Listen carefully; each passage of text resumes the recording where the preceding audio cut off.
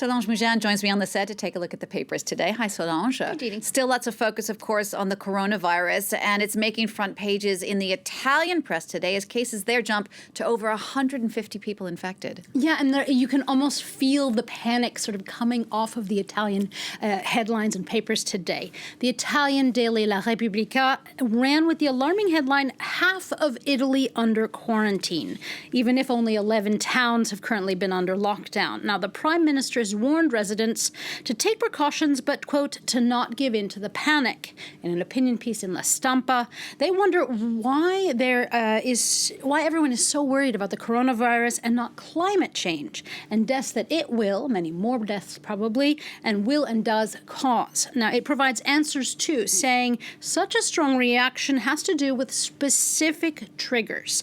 Canceled events in a concentrated time span, the newness of it, and it provides techniques actually to calm the panic, such as focusing on the hopeful side, the fact that it isn't as deathly as, say, the flu, and also in the necessity to demand for concrete action.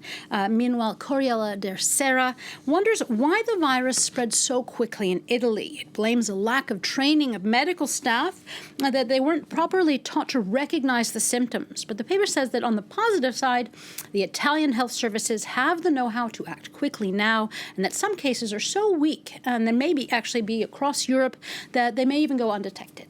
Let's go now to the United States and take a look at American politics in Nevada, where Bernie Sanders won that state caucuses, and the American press is all abuzz about what an eventual Sanders nomination might actually mean for the Democrats. Yeah, and as Mother Jones tells us in its article, Bernie just won Nevada and people are losing their minds. The paper says that Sanders supporters are freaking out because they're thrilled he could snag the nomination. Those are his supporters.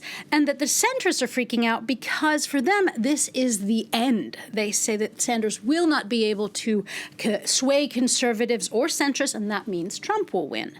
It's a sentiment that can be summed up by a cartoon in USA Today. You have centrists running in fear from the frontrunner with a hammer and sickle in his hands, a nod there to Sanders' socialist, not communist, politics. All right, another election now. In Togo, presidential elections were held there Saturday, where President Gnassingbé was re-elected for a fourth term. Yeah, and as the Togo Times tells us, Togo's Electoral Commission announced that Gnassingbé received over 70% of the vote in preliminary results. But the paper, the results are a sign that voters want stability. The Togo Times argues that what's on voters' minds is not the need for political change, but more economic means, and that's why they did not go with the opposition. But, and here is a big but, in Issy Lomé, the site, the results are, quote, an orchestrated electoral holdup, end quote, by a regime that has been in power for generations. That the Stalinian score of 72% is a disaster, one that is false and against the will of the people, end quote. The paper says it is the opposition that won, and again, Gnassingbé's family has stolen the election. That's from Issy Lomé. Next now, Solange, in environmental news, The Guardian has an article today about Greta Thunberg and how she actually became such a huge environmental star. Yeah, The Guardian looks at Thunberg's past through the eyes of her mother.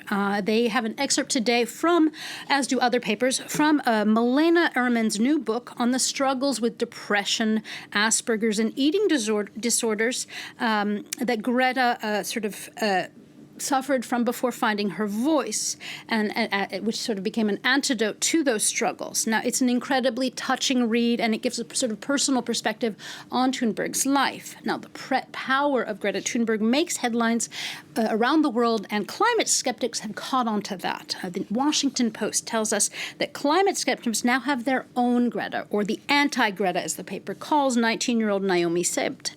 She was picked up by Heartland, which is a think tank with access to the Trump administration. And the German teen isn't only a climate skeptic. The Post tells us she pushes far-right skepticism about feminism and immigration. So whether we like it or not, the media war of young activists on all sides of the political spectrum has become a thing. All right, just to wrap up now, Solange, you found an article that gives some scientific news about some rather exotic bacteria. Yeah, it's a well-known thing that the world is running out of antibiotics or medicines that are capable of fighting superbugs and infections. Well, the conversation tells us that artificial intelligence or algorithms are now being used to try and find new types of antibiotic bacteria.